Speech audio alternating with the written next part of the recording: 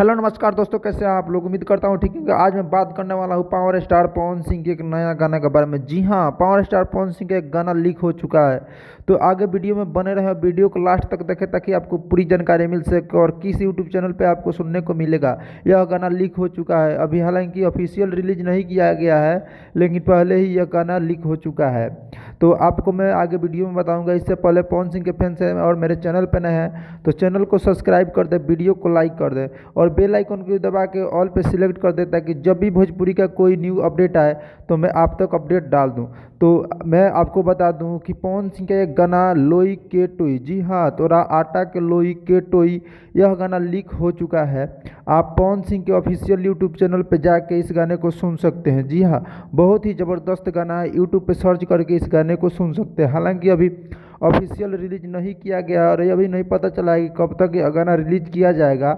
इसके पहले यह गाना यूट्यूब चैनल पे आ गया है, लीक हो चुका है। तो आप जाएं और अपना जाके गाना को सुने और जैसे ही यह गाना आए आप अपना प्यार दुलार दिखाएं।